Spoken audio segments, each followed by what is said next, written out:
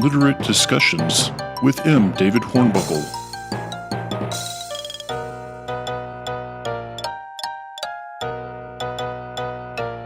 Welcome to episode 4 of my Literate Conversations. Today we welcome my old friend Janice Erlbaum, a poet and memoirist who currently lives in Amsterdam. Welcome, Janice. Yeah. Okay, cool. So Sister Carrie, what's your relationship with this book? When did you first read it? I believe I first read this book as an undergraduate in college, and then I returned to it a number of times over the years.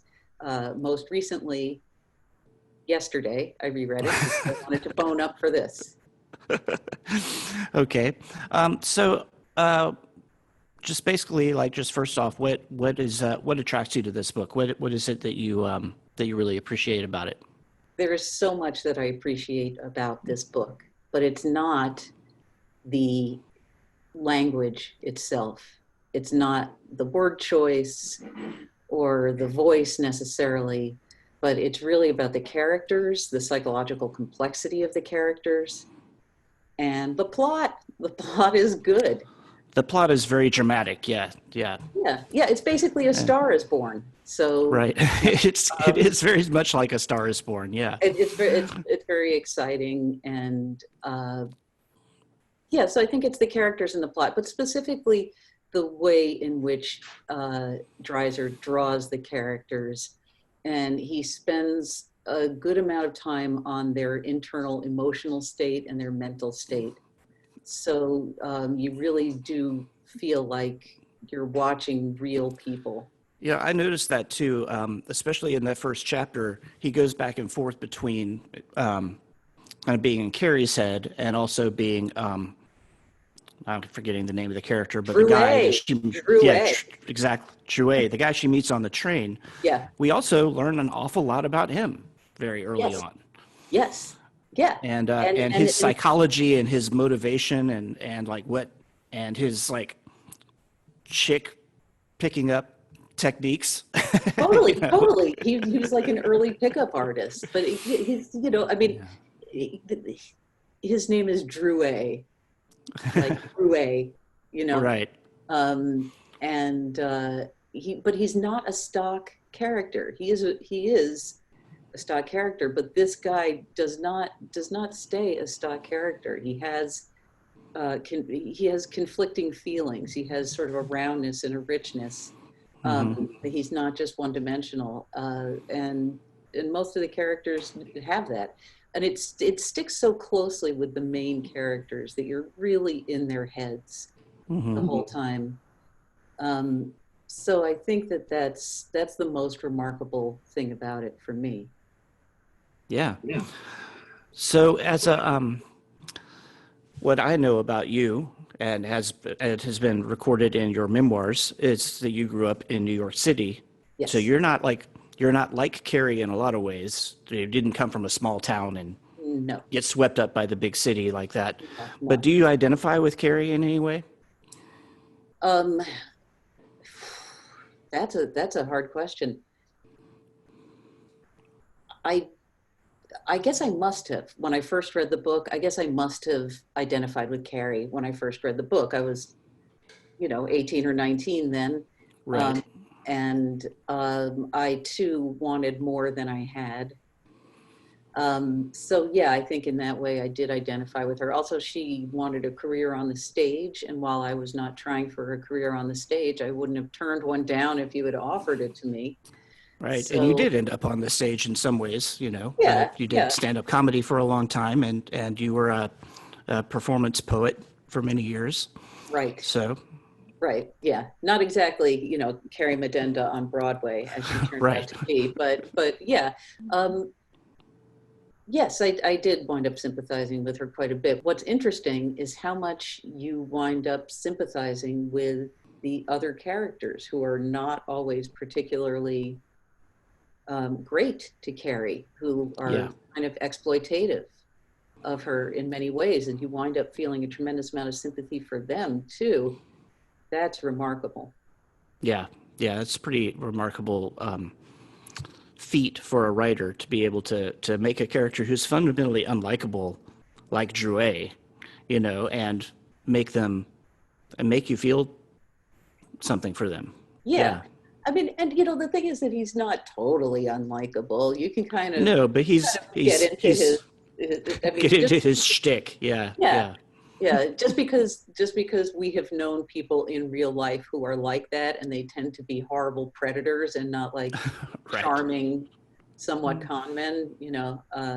That I'm certainly I'm not eager to give him the benefit of the doubt in the first chapter, because in the first chapter he says, when a girl goes to the big city at the age of 18, she does one of two things. Either she falls into saving hands and becomes better, or she rapidly assumes the cosmopolitan standard of virtue and becomes worse. So it's like right there on page 2 or 3, what's going to happen. And so immediately when this guy pops up, you're like, oh, screwed. Yeah.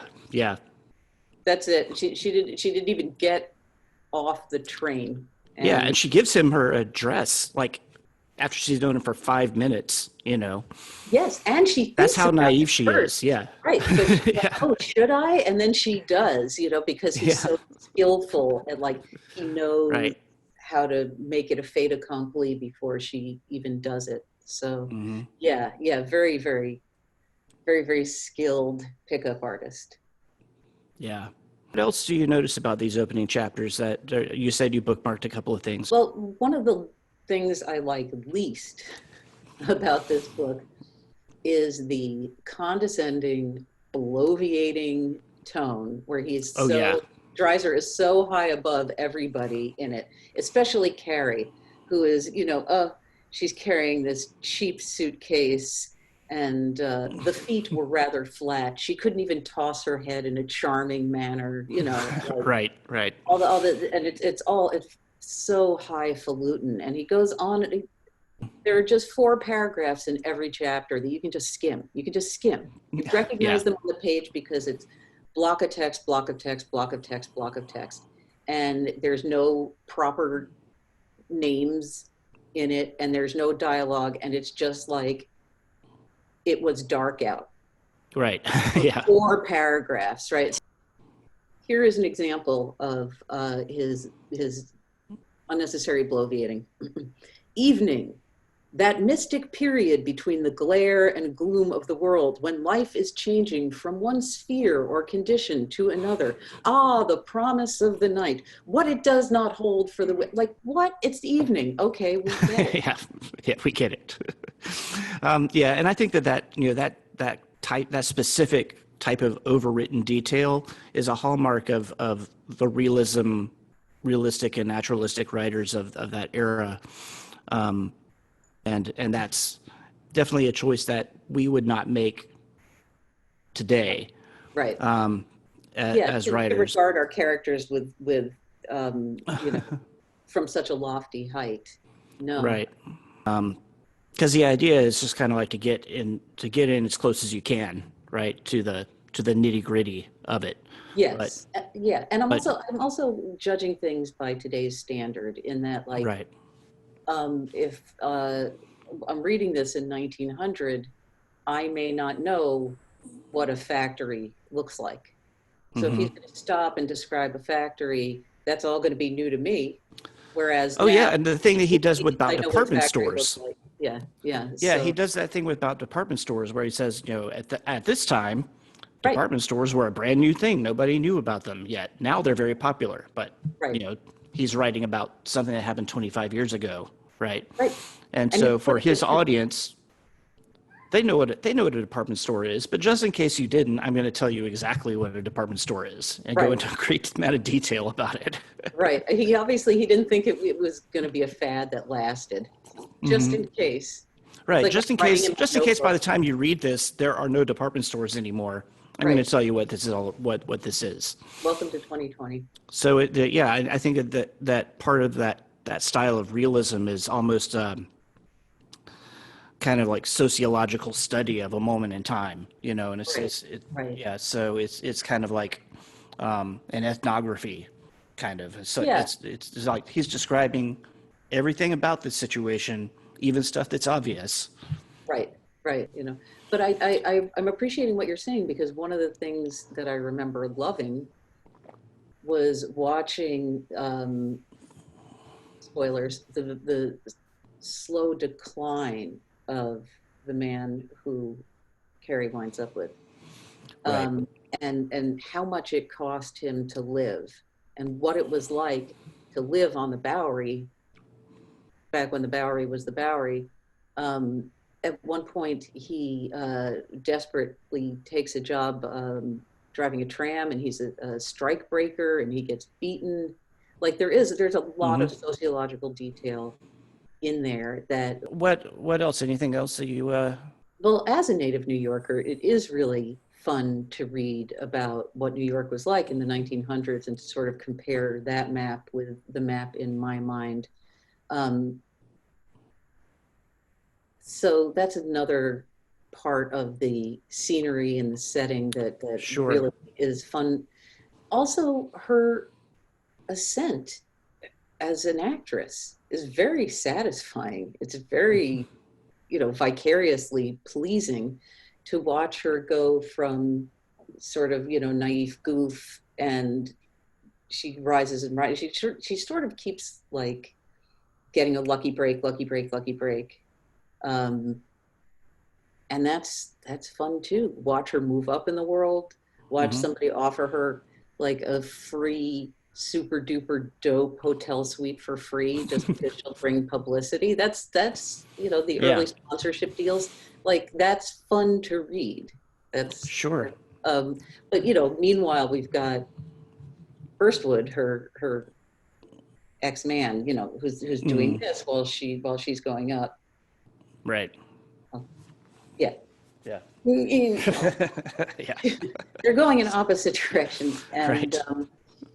And so there's still drama, there's still tension. It's not like, oh, she's happy and everything's fine. It's like there's still drama and tension, but there's something very satisfying about that. And at the same time, there's something very punishing about watching Firstwood really sink. He was an odious man. He just left his family, just like, I'm done with you. Ran off with Carrie, didn't really get her full consent to this. And yet at the end, you wind up really feeling for him. Well, I think we got plenty of material here for me to Awesome. edit down. So, Excellent. so great. Thank you so much for your time and thank you for asking my opinion. Yeah. I love giving my opinion. Anyway, it was good to talk to you. I don't want to. Yes. I will see you Wednesday, I hope. Yeah. I'll see you Wednesday. Okay. Bye. Bye.